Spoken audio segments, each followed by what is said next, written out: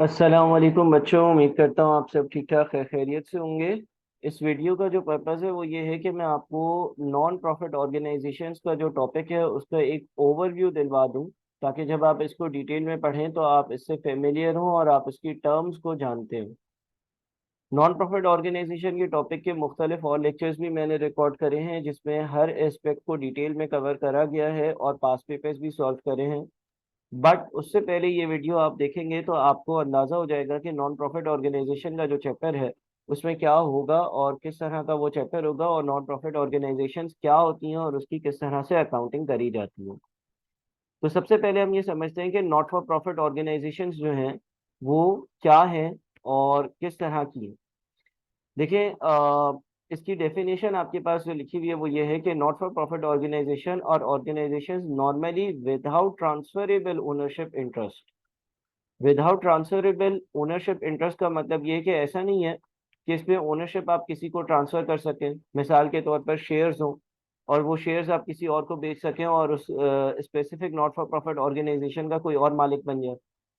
Organized and operated exclusively for social, educational, professional, religious, health, charitable, or any other not-for-profit purpose, and NPOs members, contributors, and other resource providers do not, in such capacity, receive any financial return directly from the NPO. ये कैसा इदारा होता है जो किसी social purpose के लिए, educational purpose के लिए, प्रोफेशनल पर्पस के लिए, रिलीजियस पर्पस के लिए एंड सो ऑन बना हुआ होता है, और इसके जो मेंबर्स होते हैं वो डायरेक्टली कोई फाइनेंशियल रिटर्न नहीं हासिल करते। जहां तक बात है पार्टनरशिप की, सोल ट्रेडर की या कंपनी की, जो जो उसके शेयर होल्डर्स होते हैं, जो ओनर्स होते हैं, उनको डायरेक्ट फाइनेंशियल रिटर्न होता है, प्रॉफिट का हिस्सा उनको मिलता है, लेकिन यहाँ ऐसा नहीं है। एनपीओज में भी कंपनीज अंडर, अच्छा, एनपीओज या नॉन प्रॉफिट ऑर्गेनाइजेशन किन रूल्स के हिसाब से, किन लॉस के हिसाब से बन सकती है। अब हम लॉ का पेपर तो पढ़ नहीं रहे हैं, तो इसकी डिटेल में जाने की कोई जरूरत एज सच नहीं है, बस एक बार आपने रीड करना। The financial objective of a profit-oriented entity is to make profit and maximize shareholders' wealth, while financial objective of NPO is to provide its services effectively by achieving value for money. NPO applies to or intends to apply its profits, if any, or other income in promoting its objectives and prohibits the distribution of surplus to its members, sponsors, promoters, etc. Non profit organisation का मकसद profit कमाना नहीं होता, वो खिदमत खल्क या लोगों की भलाई के लिए फॉर्म होती है, और फाइनेंशियल या प्रॉफिट ओरिएंटेड ऑर्गेनाइजेशंस का काम होता है कि वो प्रॉफिट कमाएं। NPOs have income which they raise and cost which must be paid just like other organizations, and although profit is not their objective, but they have to account for their income and cost. Non profit organisations में उनकी भी कुछ incomes होती हैं और उनके भी कुछ खर्चे होते हैं, लेकिन इससे जो हमारे पास रिजल्ट आता है वो ऐसा नहीं है कि हमने अपने मेंबर्स के फायदे या प्रॉफिट के लिए कमाया है। बहरहाल जब हम कोई सोशल एक्टिविटी भी करते हैं तो ऐसा हो सकता है कि आपने कोई इवेंट करवाया, इवेंट में आपने जो है वो टिकट्स बेची, टिकट्स बेचकर आपको सेल्स रेवेन्यू आया, उस इवेंट की कॉस्ट माइनस करी तो कुछ आपके पास एक्सेस बच गया हो। वो एक्सेस आप लोगों की भलाई के लिए ही इस्तेमाल करोगे, और वो एक्सेस जो है वो ऐसा नहीं होगा कि आप जो है वो ओनर को दे दो, हालांकि और यहाँ पे तो कोई ओनर होगा भी नहीं। लेकिन हाँ, हमें इसकी अकाउंटिंग तो करनी पड़ेगी ना। अगर हम अकाउंटेंट्स हैं और कोई नॉट फॉर प्रॉफिट ऑर्गेनाइजेशन है तो हमें उसको बताना पड़ेगा कि भाई तुमने XYZ चैरिटी का इवेंट करवाया था, उसमें तुम्हें इतना डोनेशन रिसीव हुई, इतना पैसा रिसीव हुआ और इतना खर्चा हुआ, तो उसकी अकाउंटिंग तो लाजमी हमें करनी पड़ेगी। Revenues of NPOs normally arise from donations, government grants, and other contribution, as well as from membership fees, the sale of goods, the rendering of services, or the use by others of NPO resources yielding rent, interest, royalty, or dividend. NPO कैसे कैसे revenue earn कर सकता है? भाई कोई donation दे दे, government मदद कर दे, कोई जो मेंबर्स हैं वो कंट्रीब्यूशंस कर दें, ठीक है, या कोई नॉट फॉर प्रॉफिट ऑर्गेनाइजेशन है उसकी कोई मंथली या एनुअली मेंबरशिप की फीस है, कोई नॉट फॉर प्रॉफिट ऑर्गेनाइजेशन है उसमें छोटी मोटी कोई कैंटीन है या स्पोर्ट्स शॉप है, वहां से चीजें बिक रही हैं, कोई नॉट फॉर प्रॉफिट ऑर्गेनाइजेशन है उसने जो है वो लेट से किसी तरह की पर्टिकुलर ट्रेनिंग का एक कोर्स करवाया, उसमें सबने फीस दी। नॉट फॉर प्रॉफिट ऑर्गेनाइजेशन में कोई जो है वो एक कोई हॉल था, कम्युनिटी सेंटर था, जो मैंने किराए पर दे दिया, या इस तरह की किसी भी चीज से मैं रेवेन्यू जनरेट कर सकता हूँ। Some accounting rules are as relevant to NPOs as to profit oriented organisations or entities, for example, requirements relating to inventory, non-current assets, and recognition of revenue. However, some areas might be completely irrelevant, for example, earnings per share. अब accounting जो normally आप for profit organisations की करते हो उसके rules normally यहाँ पर भी अप्लाई होंगे, ठीक है। अच्छा, NPOs use different accounting terminology from profit oriented entities. अब देखें, आपने प्रॉफिट ओरिएंटेड एंटिटीज इससे पहले पढ़ी होंगी, उसमें आप स्टेटमेंट ऑफ कॉम्प्रिहेंसिव इनकम बनाते हो। स्टेटमेंट ऑफ कॉम्प्रिहेंसिव इनकम में आपको ये पता चलता है कि कंपनी ने जो है, कंपनी का प्रॉफिट एंड लॉस अकाउंट होता है, sales revenue less cost of goods less operating expenses.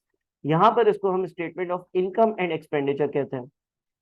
वहां पर आपके पास नेट प्रॉफिट होता था या नेट लॉस होता था, जब आप सारे एक्सपेंसेस सेल्स रेवेन्यू में से माइनस करते थे। यहाँ पर नेट प्रॉफिट को आप excess of income over expenditure या सरप्लस कहोगे, और नेट लॉस को excess of expenditure over income या डेफिसिट कहोगे। वहां पर इक्विटी या शेयर कैपिटल और इक्विटी के रिजर्व्स होते थे, यानी कि यहाँ पर ऑर्डिनरी शेयर कैपिटल वगैरह सारी चीजें होती थी। यहाँ पर नॉट फॉर प्रॉफिट ऑर्गेनाइजेशन में उनको नेट एसेट्स कहोगे, एक्यूमुलेटेड फंड कहोगे, एक्यूमुलेटेड सरप्लस कहोगे, या अगर वो नेगेटिव में आ रहा है तो एक्यूमुलेटेड डेफिसिट या फंड बैलेंस। अब ये टर्म्स जो है वो वक्त के साथ साथ जब हम सवालात करेंगे तो आप फेमिलियर हो जाओगे। वहां पर फॉर प्रॉफिट ऑर्गेनाइजेशन में आपके एक चीज बनाते थे जिसका नाम था statement of changes in equity. यहाँ पर statement of changes in net assets बनाया जाएगा। तो टर्म्स का डिफरेंस है, लेकिन आप आगे जाकर देखोगे कि जनरली चीजें वही होंगी।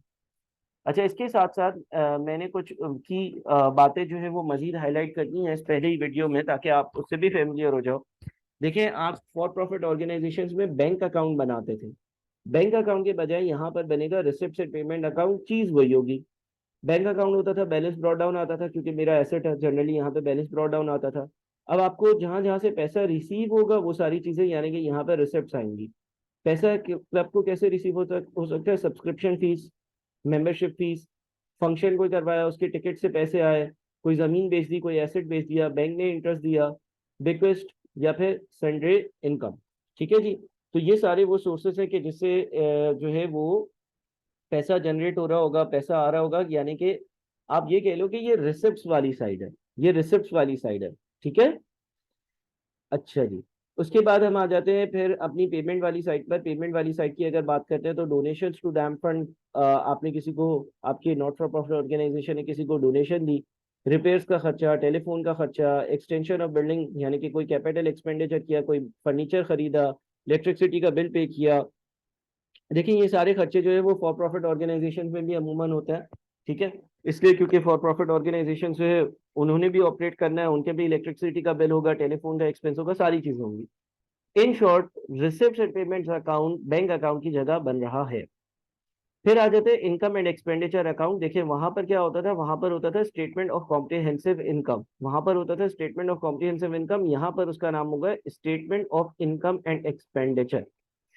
अच्छा, अब इनकम्स में कुछ डिटेल्स। इनकम कैसे हो सकती है? क्लब की मेंबरशिप की फीस हो, सब्सक्रिप्शन की फीस हो, लाइफ मेंबरशिप फीस हो, किसी ने डोनेशन दे दी हो, कहीं पर मैंने इन्वेस्टमेंट करी हो, वहां से मुझे इंटरेस्ट इनकम आ रही हो, या मैंने कोई, मेरे क्लब में कोई कॉफी, मेरे क्लब में या नॉट फॉर प्रॉफिट ऑर्गेनाइजेशन में कोई कॉफी बार है, कोई शॉप है, कोई कैंटीन है, जहां से चीजें बिकी और उस पर मुझे प्रॉफिट हुआ, या कोई मैंने इवेंट करवाया था और उससे मुझे सरप्लस हुआ। ठीक है जी। अच्छा, नॉट फॉर प्रॉफिट ऑर्गेनाइजेशंस के लिए इनकम एंड एक्सपेंडिचर अकाउंट में एक बहुत ही मेजर इनकम जो होती है वो सब्सक्रिप्शन की इनकम होती है। जाहिर है, not for profit organisation such as एक क्लब है, क्लब में हजारों मेंबर्स हैं, और हर मेंबर की जो है वो मंथली सब्सक्रिप्शन फीस 4,000, 5,000, 10,000 रुपए है। तो क्लब के लिए सबसे बड़ी जो इनकम की सोर्स होगी वो सब्सक्रिप्शन होगी। अब ये सब्सक्रिप्शन के अकाउंट का स्ट्रक्चर है, सब्सक्रिप्शन के अकाउंट का ढांचा है, लेकिन सब्सक्रिप्शन का अकाउंट बड़ा कॉम्प्लेक्स है। सब्सक्रिप्शन का अकाउंट बहुत ज्यादा टेस्ट होता है। सब्सक्रिप्शन का अकाउंट जो है उस पर आपकी अच्छी ग्रिप होनी चाहिए, लिहाजा मैंने सब्सक्रिप्शन का जो अकाउंट है ना वो सेपरेट लेक्चर में डिस्कस किया है।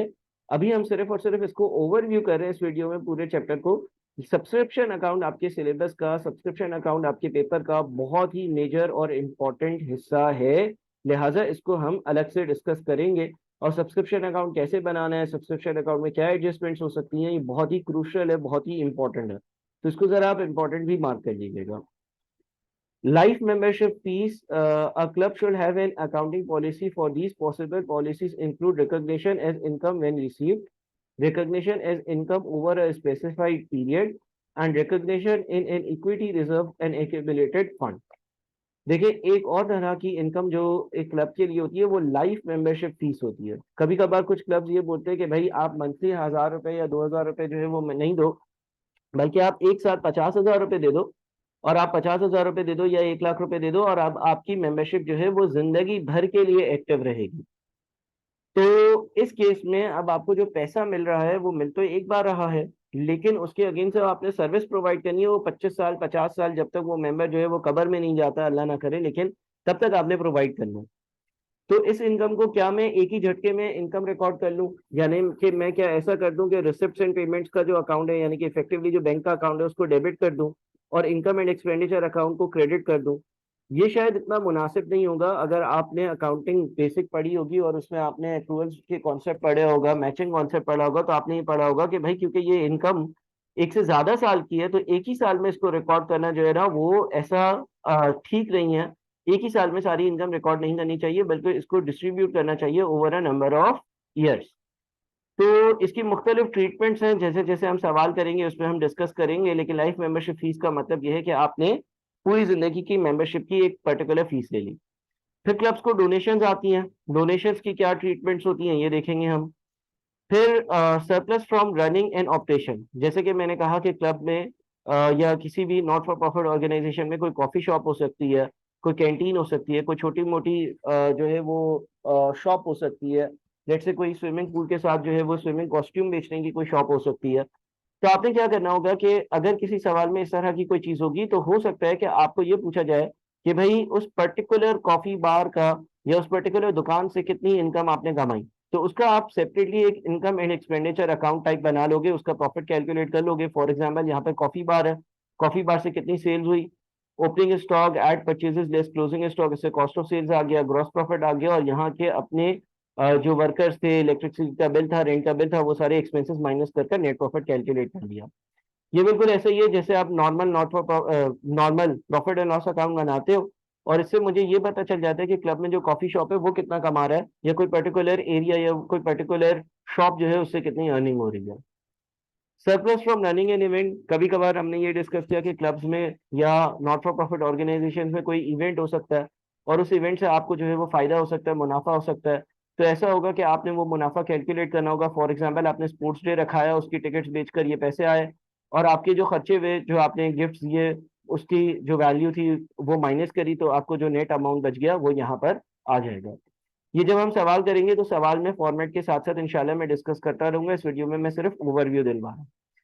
अब ये आपका इनकम एंड एक्सपेंडिचर अकाउंट का फॉर्मेट होगा क्लब्स की अकाउंटिंग के लिए, यानी कि प्रॉफिट एंड लॉस अकाउंट होगा। सबसे पहले आप इनकम्स लिखोगे, सब्सक्रिप्शन की इनकम, डोनेशन की इनकम, बैंक से इंटरेस्ट आया, कॉफी या बार शॉप या शॉप का प्रॉफिट जो कि ऊपर आपने कैलकुलेट किया होगा, कोई टूर्नामेंट करवाया उससे इनकम आनी आनी ही थी वो, लेस उसके अगेंस्ट कोई प्राइसेस थी। अच्छा, ये वर्किंग आप सेपरेटली कर कर और टूर्नामेंट की नेट इनकम भी यहाँ पर मेंशन कर सकते हो, कोई मसला नहीं है।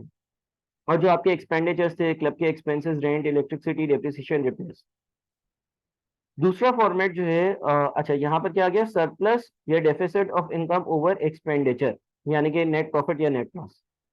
एक और फॉर्मेट भी इनकम एंड एक्सपेंडिचर का अकाउंट का होता है, और वो कुछ इस तरह का टी अकाउंट फॉर्मेट में होता है, जिसमें आप जो है वो क्रेडिट साइड पर सारी इनकम्स लिख देते हो, डेबिट साइड पर सारे एक्सपेंसेस लिख देते हो, और फिर एज अ बैलेंसिंग फिगर ये जो लिखा हुआ है ना, excess of income over expenditure, अगर आपके इनकम्स एक्सपेंडिचर से ज्यादा होंगी तो बैलेंसिंग फिगर यहाँ आएगा। अदरवाइज अगर ऐसा होगा कि excess of expenditure over income होगा तो वो यहाँ आएगा। तो ये दूसरा पॉसिबल फॉर्मेट है। डेबिट साइड पर सारे एक्सपेंसेस हैं, क्रेडिट साइड पर सारी इनकम्स है, और फिर बैलेंसिंग फिगर के तौर पर प्रॉफिट या लॉस कैलकुलेट हो रहा है। ये एक और पर्टिकुलर फॉर्मेट है जो आप अप्लाई कर सकते हो। फिर आ जाएगी आपकी बैलेंस शीट। बैलेंस शीट भी तकरीबन वैसी ही होगी जैसे नॉर्मल सवालों की बैलेंस शीट होती है। एसेट्स लिखोगे, एसेट्स में नॉन करंट एसेट्स आ जाएंगे, नॉन करंट एसेट्स में क्लब हाउस या दूसरे दीगर एसेट्स आ जाएंगे। Current assets, subscription in areas क्या चीज़ है ये समझ नहीं आया बेटा, सब्सक्रिप्शन का अकाउंट में सेपरेट लेक्चर में डिस्कस करूंगा और बड़ा डिटेल में डिस्कस करूंगा, क्योंकि ये इंपॉर्टेंट चीज़ है। इसके अलावा शॉप की इन्वेंट्री, प्रीपेमेंट्स, कैश, इन चीज़ों से आप वाकिफ हो गए, ये आपके टोटल एसेट्स आ गए। फिर इक्विटी एंड लायबिलिटीज की में आप इक्विटी की जगह एक्यूमुलेटेड फंड की टर्म यूज करोगे क्लब अकाउंटिंग में या नॉट फॉर प्रॉफिट ऑर्गेनाइजेशन की अकाउंटिंग में। एट स्टार्ट ऑफ ईयर यानी कि ओपनिंग कैपिटल है, आपने बेसिक अकाउंटिंग में ओपनिंग कैपिटल पढ़ा होगा। सरप्लस या डेफिसिट यानी कि नेट प्रॉफिट या लॉस है एट एंड ऑफ ईयर, साल के आखिर में क्या हुआ। करंट लायबिलिटीज आएंगी और यहाँ पर टोटल एक्यूमुलेटेड फंड है liabilities. Statement of financial position का एक सिमिलर टी अकाउंट वाला फॉर्मेट भी है, जिसमें आप सारे एसेट्स जो है वो एक साथ यहाँ पर टोटल एसेट्स लिख दोगे और जनरल फंड्स एंड लायबिलिटीज को इस साइड पर लिख दोगे। तो ये भी एक एक्सेप्टेबल फॉर्मेट है जो आप यूज कर सकते हो। दोनों फॉर्मेट जो है वो इस्तेमाल हो सकते हैं। इसके अलावा कुछ और बातें भी हैं जिसको हम वक्त के साथ साथ डिस्कस करते रहेंगे। इस वीडियो का मेन पर्पस ये था कि मैं आपको income and expenditure account, receipt and payments account और नॉट फॉर प्रॉफिट ऑर्गेनाइजेशन का एक बुनियादी फर्क और बुनियादी डिफरेंस और बुनियादी बातें बता दूं। लेकिन ये वीडियो इतनी सफिशिएंट नहीं है, अभी बहुत सारी चीजें हमें with the passage of time इंशाल्लाह कवर करनी है और मुख्तलिफ रिकॉर्डिंग्स में आपको वो मटेरियल प्रोवाइड किया जा रहा होगा। बहुत शुक्रिया, थैंक यू, अल्लाह हाफिज।